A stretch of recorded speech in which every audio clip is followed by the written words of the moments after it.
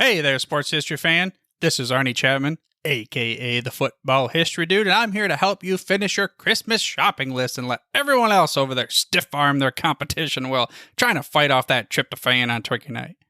Now, what we did was we partnered with Rochester Sports Autographs, the largest JSA authenticated autograph distributor in the United States, where you can get up to 75% off over 30,000 autographed sports collectibles during this holiday season. They have something for everyone. But how is RSA able to offer such great deals on JSA authentication, you ask? Well, they do this by making deals directly with athletes so there are no extra markups, and they choose to then pass that savings on to you, the customer. Now, all orders from Rochester Sports Autographs are top quality and shipped to your door with top authentication and a money-back guarantee. But hurry up because customers are so stark raving mad for RSA that memorabilia sells out daily. All you have to do is head over to shoprsa.com/SHN. Again, that's shoprsa.com/SHN. So don't wait to bring home your favorites and own a piece of sports history for you and the loved ones on your shopping list this holiday season. Now it's time to take a sports break, a look at sports history on a daily basis. Hello, my friends of sports history. This is Darren Hayes of the Sports Jersey Dispatch. Welcome once again to the Pig Pen, your place for all things great in sports history, and welcome to your December 4th sports break as we talk about some of the greatest athletes and great days that they had of the date of December 4th, along with the jersey numbers that they wore. But before we go any further, let's make sure that you know how to send your feedback to us. PigskinDispatch@gmail.com is the way to do it. We'd love to hear from you, and we answer each and every email sent to us. Now let's get to those jersey numbers for December 4th. The numbers are 11, 35, 77, 5, 44, 12, 7, 34, and number 22.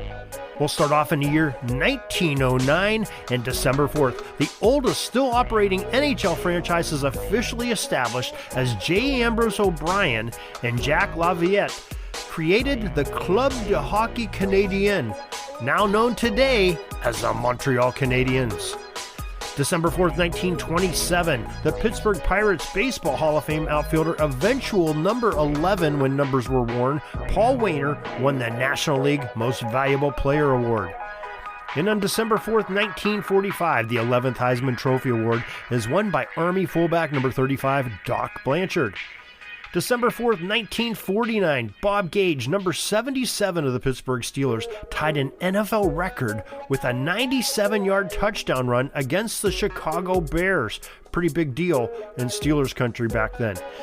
December 4th, 1956, the 22nd Heisman Trophy Award is won by Notre Dame quarterback number 5, Paul Hornung, who went on to do some amazing things with the Green Bay Packers. December 4th, 1961, the 1962 NFL Draft. Ernie Davis, number 44 from the University of Syracuse, was the first pick by the Washington Redskins. But wait a second. Washington Redskins, really? That's what I said too.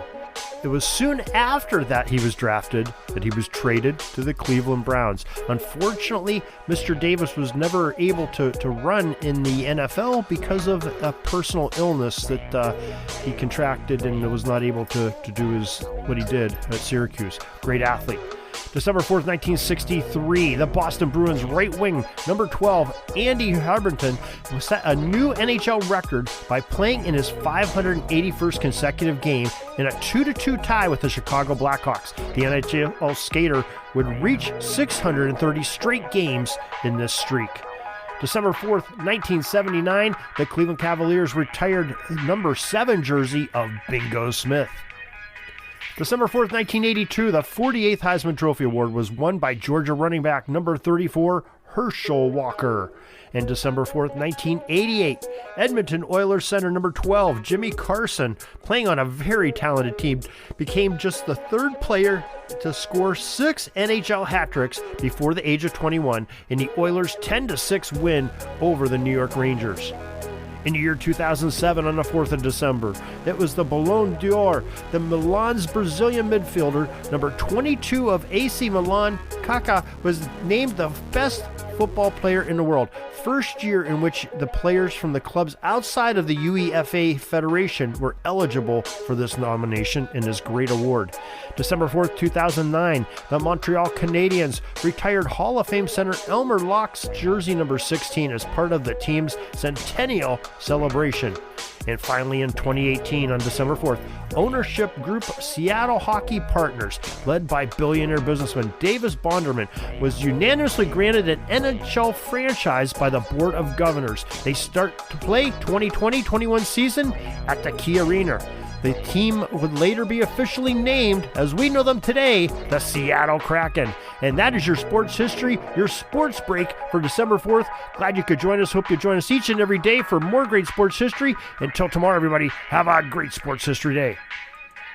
We have a great offer on some free audiobooks that we're giving away this month through December 15th on Spies of the Sideline, the highest stakes world of NFL espionage by Kevin Bryant. He has given us 2 audiobooks to give away. We're going to do that by determining our listeners that are most loyal, people that are going to our newsletter the most often, signing up for our newsletter, emailing us, and DMing us on both Facebook and Twitter at Pigskin Dispatch on both of those. Also, we want to make sure you are aware that the hardcover copy of The Spies on the Sidelines, The High Stakes World of NFL Espionage by Kevin Bryant is available as a great Christmas gift. You can buy it at Amazon, Barnes & Noble, Books A Million, and Walmart.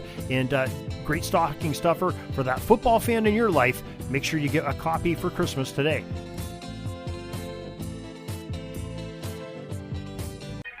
This penalty kill is almost over. I got to get back out on the ice. But thanks again for joining us for another great edition of Sports Jersey Dispatch Podcast. We'll see you tomorrow.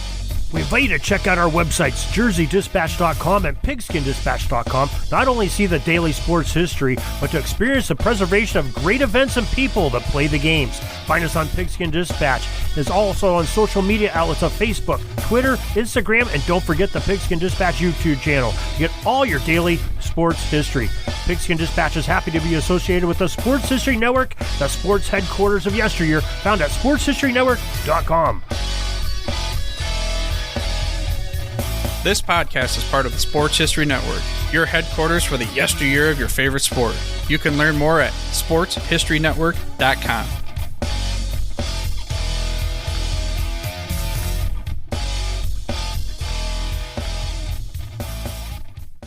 Hey there, sports history fan. This is Arnie Chapman, a.k.a. the Football History Dude, and I hope that you enjoyed this recent episode presented by the Sports History Network and were able to learn some good old-fashioned sports history knowledge nuggets. I started the Sports History Network back in 2020 with the mission to help podcasters find a community of like-minded sports history nerds, as well as helping aspiring podcasters to start their own shows. We have a little bit over 30 shows on the network right now covering all sorts of sports history, but as far as I'm concerned, we're just at the toothpick in the ocean moment, that can't even figure it out because there's so much more coming.